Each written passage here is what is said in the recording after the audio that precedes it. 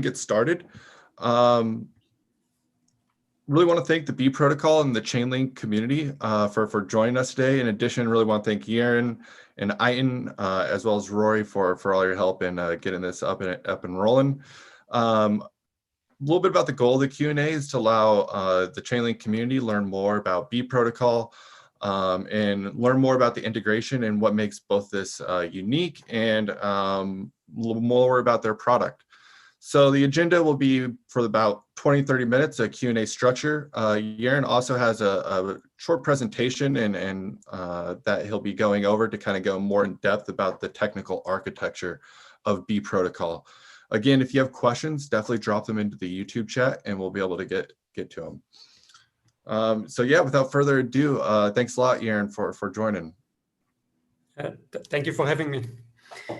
Cool. Yeah. Do you want to maybe just give a brief introduction about yourself and a little bit about your background and what your team is currently building?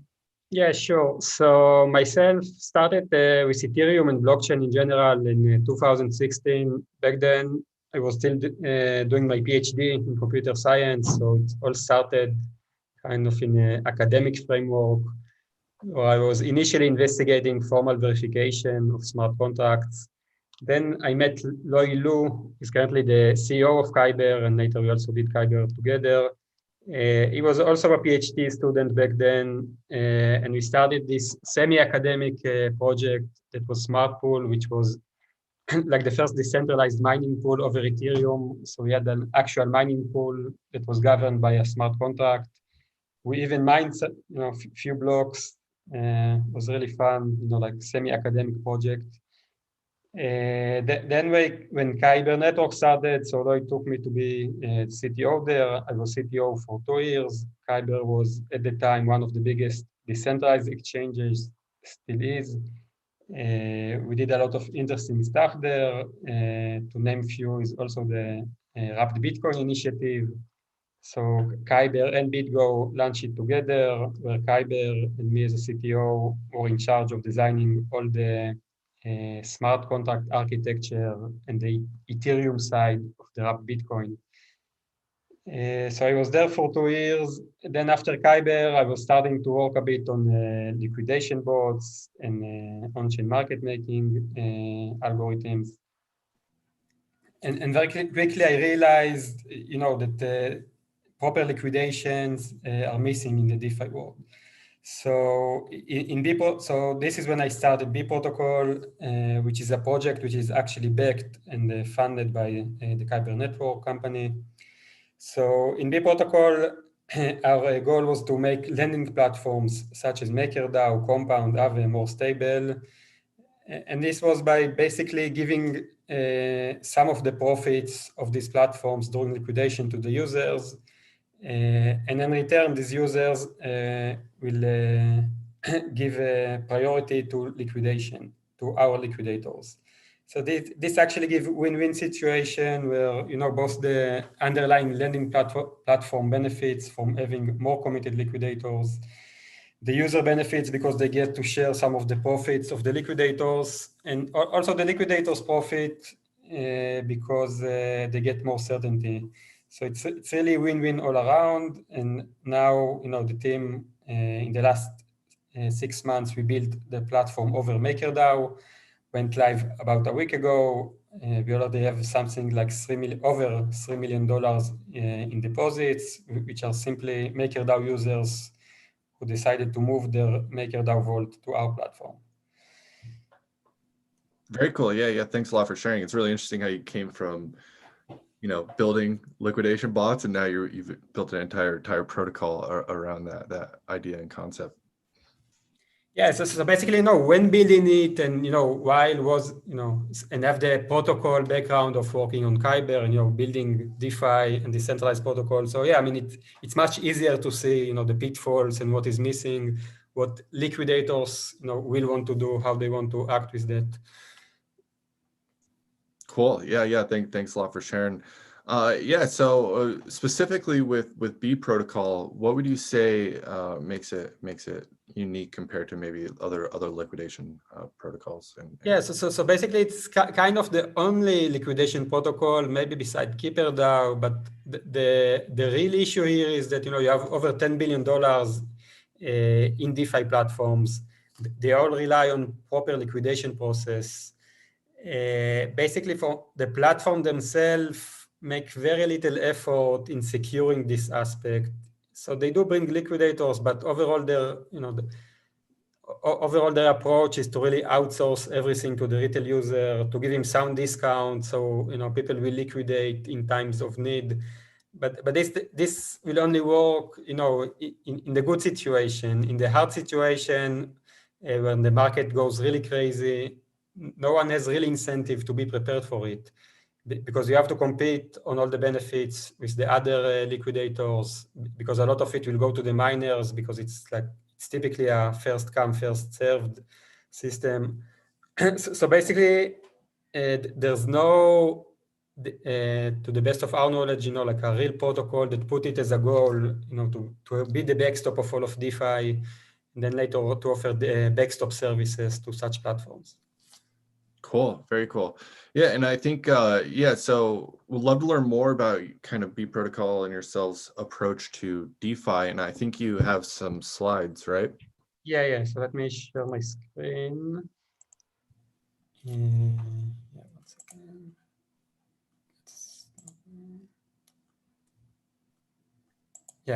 Yeah. Okay. So first, for our audience, maybe a bit of a recap on how lending platforms actually work. So in lending platforms such as MakerDAO, Compound, Aave, each holds billions in dollars. So you have the lenders who deposit some funds there, which is kind of a collateral, and against this collateral, they can borrow different kind of assets. So simple example, so you borrow, for example, ETH, and you deposit ETH as a collateral, and then you borrow DAI in return against this collateral, where typically what you want to do in such case will be to go long on Ether and then go sell your DAI on the market and open a position which is long on Ether.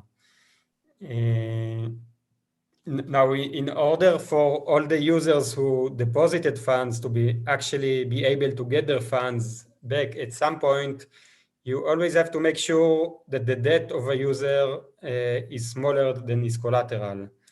And more than that, in order to keep some safety margin, so the debt plus some safety margin always have to be bigger than the collateral, where in platforms like MakerDAO, the debt has to be like X 1.5 bigger than the collateral. In Compound, it's token specific, but typically around 1.3 more than the collateral. Aave is also similar. Now, once this is not happening, then your debt is no longer safe, and then you will go through a liquidation process. So in the liquidation process, someone, which is not you, will pay the debt on your behalf, and in return will take some of your collateral. And now, in order to incentivize people to do it, so typically you get some premium as a liquidator on this collateral. So let's say if you are liquidated with 100 DAI, you will get ETH worth 108 DAI. So it is your interest to do it. What happens in practice is that every time it's happening, there's a huge competition on who will do it first, because only the first get it. And then there's a big incentive to pay high gas prices. So what is happening is that most of the profit goes to the miners instead of the liquidators. Now, what will happen in a world without liquidators in DeFi? So DAI will no longer be one-to-one with US dollar because it will not be well collateralized. Compound and Aave depositors will lose their funds. They will not be able to withdraw it back. And basically all of DeFi will be dysfunctional, and funds will actually get lost. Okay, it's not only it will stop working. people will lose billions. So this problem is not unique to DeFi, and obviously it started in so Compound, Aave, they all give rise to margin lending platform where you trade with some leverage. So this exists for a long time in the traditional world, also in the centralized crypto world. And what is happening there is platforms such as BitMEX, Kraken, FTX, they form a dedicated backstop of professional algo traders. The traders commit that once there is a need to liquidation, they will liquidate it. And technically, they're not even liquidated themselves, but the exchange throw the position on them. So they actually lock their funds in the exchange. In the exchange, when there's a liquidation, use it to do the liquidation, and then it's their responsibility to close the position. On the platform side, so BitMEX, Kraken, they all commit on the liquidation discount, and typically in the centralized world, it's about 1%, where in DeFi it's 3 to 8%. So centralized world give much lower discount, but it gives you the commitment that, okay, once there are liquidations, we will share it with the backstop instead of letting everyone compete with each other. And finally, so when liquidation is needed, the exchange can just dump the position on the backstop.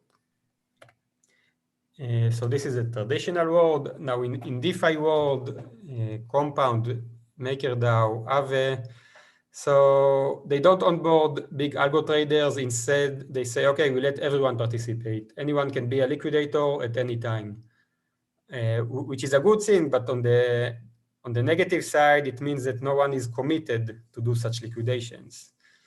And if no one is committed, then you will get your liquidators when the conditions are okay, and basically when it's not urgent to liquidate. But in extreme cases like the Black Thursday events on MakerDAO, you will not have anyone because no one committed to you. And they also give discounts, and the discounts are much bigger than in the centralized world. But the problem here is that big parts of the discount goes to the miners, because now they say, okay, the first one who will liquidate will get 8% profit as opposed to 1% on BitMEX. But that means that, okay, if I get 8%, and let's put a number value on it. So if I want to liquidate $1 million, I get to profit $80,000. So I wouldn't mind paying half of it even to $40,000 as a gas fee to the miners, which means that the miners sharing the profit with me, which is, and eventually liquidators need to profit, otherwise you don't have liquidators. And any dollar that goes to miners, disincentivize the liquidators to build a robust system and to secure the platform. So the outcome of all of it is that liquidators will only liquidate if it's convenient to them, because they don't need to commit. They don't know what will happen if there will be a big liquidation. They don't know they will get it. So why bother building super complex hedging system that could handle it? So this is DeFi before B.Protocol, and with B.Protocol, so we offer the following approach. So we adopt the permissionless approach of DeFi, and conceptually we let everyone participate. But what will happen is that we don't let in any liquidation everyone participate, but instead doing some kind of auction or process or a selection process every few months. And then we choose the backstop and the liquidators. Once we choose them, they commit to share the profits, and in the future they will commit on some fund blocking and even on some funds to purchase the franchise to be in the backstop. So now they are more committed. Instead of letting the miners decide to get to liquidate, smart contract will do it. So now they don't need to share the discount with the user. And moreover, since we built on top of existing platforms, which has very big incentive and discount for liquidators, so we are able to share the discount with the users instead of with the miners. And finally, given all that, so we get committed liquidators. So liquidators are happy. Okay. So by that, we are moving the MEV, the miners' value, to the users. Liquidators compete with some franchise, and users get to share the proceeds. Just one slide on some analysis what we actually get. So liquidators are happy because they get certainty. Platforms get more committed liquidators, so they are also happy. And finally, the users get more, so they are also happy. So it's really win-win all around. Okay, beside the miners, get to lose some of the fee, but overall, so in general, it is important. Miners are very important in the Ethereum ecosystem as a whole, but for the lending platform, in the liquidation in particular, it's best to incentivize those who are really crucial for the system, and these are the liquidators. So yeah, this is B.Protocol approach. Very cool. Yeah, thanks a lot for that presentation. I think that really helps make a lot more sense for everyone of kind of your approach and everything that you're working on. It's really interesting that you're really taking, really helping the liquidator over, the miner, and it seems like that's like a, better approach to this whole problem for these lending protocols, because who's providing the value the most. Yes. So actually, and it helps both the liquidators who provide the value, but also we get to help the users, because now they get to share the instead of profits going to miners, these profits will go to the users. So yes, it's really win-win. Cool. Yeah, and I would love to learn more about how maybe like Chainlink is going to be planned to be used within B.Protocol, and how decentralized oracles fit within this whole protocol. Yeah. So currently in all these lending platforms, so they have their own price feed. Maybe beside Aave, who is already using the Chainlink price feed. And this price feed decides when an account is becoming unsafe. Now we want to give the same guarantee to our users, so we have to use the same price feed. But the price feed has another role, which is to decide how much the liquidator will take when repaying the user debt. And in this scope, some of our liquidators raise their concerns that it's for them it's risky to rely on this price feed, which is centralized in some cases. In other cases, it's not sure how well it will be updated, etc. So they really need some kind of ground truth to know if a liquidation really worthwhile for them to do. This is where Chainlink steps in very naturally. On top of it, so the liquidators has to commit, and initially it's kind of soft commit to do the liquidations.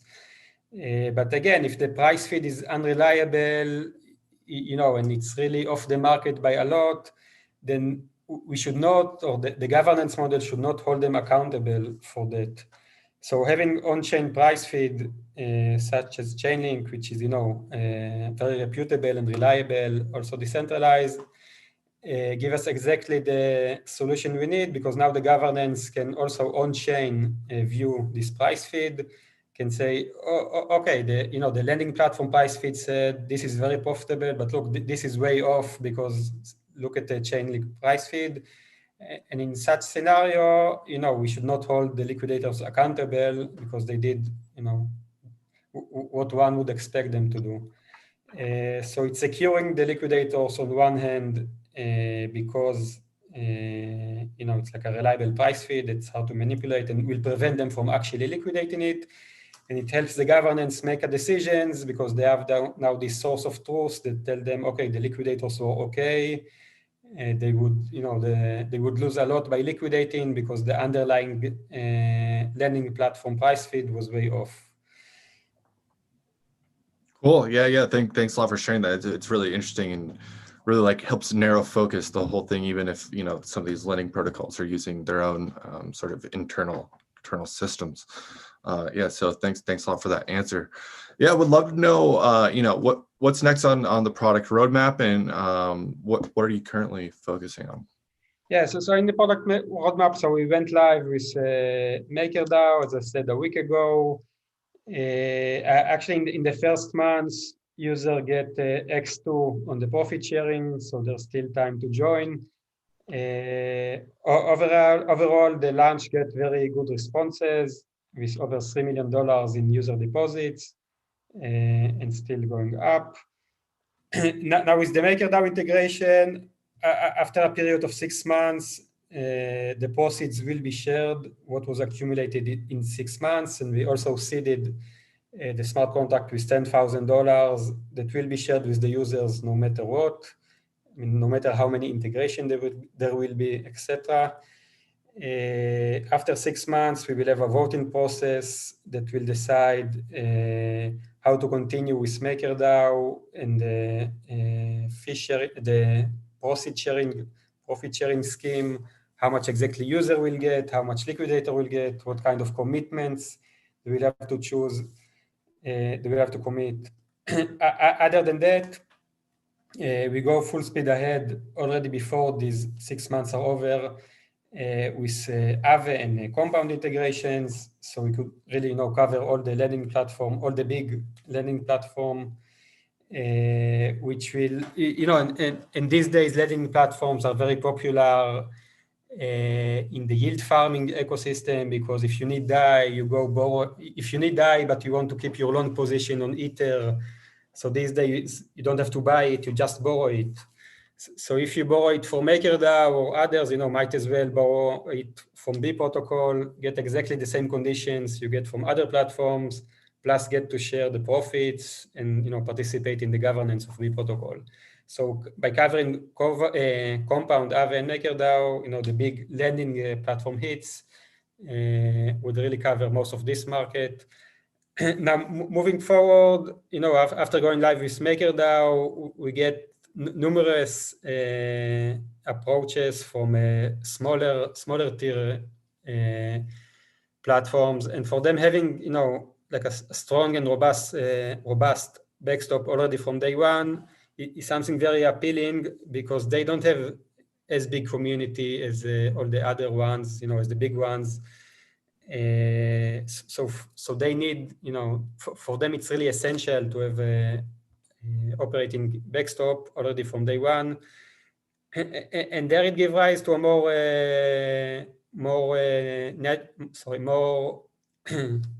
more native integration, where so currently in MakerDAO, Compound, etc. If you're a user in MakerDAO and you want to use B.Protocol, you have to go to our website, use our smart contract interface. But with the new one that now wants to integrate with us and they are starting from scratch, we could have a native integration. Where actually by default, a user that will use this platform will also use us. So yeah, we see that the native integration will help us to really secure much better the ecosystem, because right now when we integrate with MakerDAO, we can only secure the users who came to our interface, to our website. And in order to really secure all of MakerDAO, we need to get a big chunk of the users. But with smaller platforms, we can start with native integration, and then we already from day one, we can secure this space.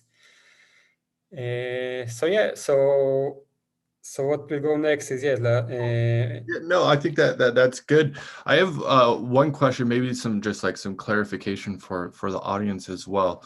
And I think you brought up like a good analogy of like how this is like a backstop for these lending platforms. And so like from like my perspective as like a user, like it's just like, okay, like there's another bot like liquidating myself or like whoever it is, but what is the real value for like these lending platforms if you were to go talk to like the Aave team or the Aave community now that it's completely decentralized? Like what is the value of like integrating this, and like how does that like really maybe just clarification, the value that it provides for all because it is not just another bot. So first of all, going live with MakerDAO, we have 3 of the biggest DeFi algo traders. One of them is the Kyber network themselves, who are very active in DeFi market making. Another is OneBit, who is doing over $100 million on centralized exchanges. And we have a SCP, which is very big in DeFi. but other than them, being good, they can approach them directly. No one stops them from approaching them directly. But the question is how they, for the long term, incentivize them to be a backstop there. And the real issue is that, talking with all these market makers and potential liquidators, they just don't want to enter this, niche, which is very profitable on the one hand, but very uncertain. A lot of competition on the other hand, right? So like traditional players, you take Alameda Research, we talked with 3 Arrow Capital, they just don't want to go in because there's a huge gas war, a huge technical barrier, because you need to optimize not on your trading algorithm, which all the algo traders know, but they need to optimize on gas, they need to optimize on network connectivity, they need to have some very complex stochastic models with a lot of uncertainty on, simply because they let everyone liquidate. So here, we give you like dedicated backstop, right? So now Aave does not need only to hope, so MakerDAO were helping that, that we give discount, so surely people will liquidate. And this failed on Black Thursday. And okay, there were another reason, the system there were complex and they are doing very good work in making it simpler. But eventually just giving, like a blind discount and let anyone in will not give you a strong backstop. Now, project like Aave maybe can do, what we do himself, but once we do it for all the projects, it's become much more efficient. The liquidators will require smaller incentives because they don't do it only to Aave, they do it to many projects. So it become more efficient, and yeah, and we don't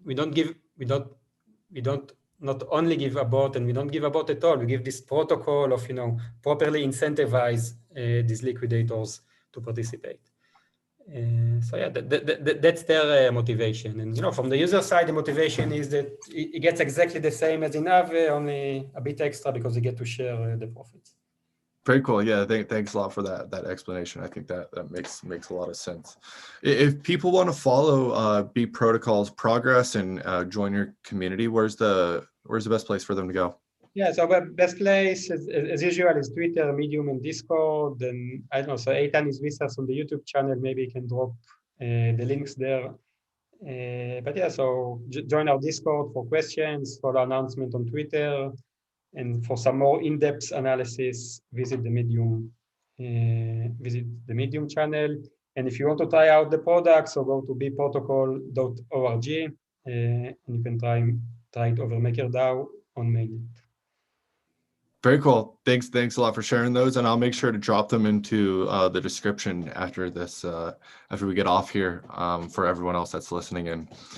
And yeah, the video will be up in a few hours after YouTube loads it. And then yeah, Yaron, really appreciate you taking the time and coming on and answering these questions and letting the community learn more about B.Protocol and your team and everything that you're working on. Okay, thank you guys for having me, and thank you for supporting all the way during the integration. It was a very smooth process. Looking forward, for further collaboration. Likewise, yeah, it's been great working with your team. And again, everyone that's listened in, really appreciate you taking the time. And if you have questions, definitely join the B.Protocol or the Chainlink Telegram, and we'd be happy to answer those. Looking to do more of these throughout the future. We also have a meetup later today with Dolomite, so definitely stay tuned on the Chainlink YouTube and subscribe for when that goes live. And otherwise, have a good rest of your day. Thanks.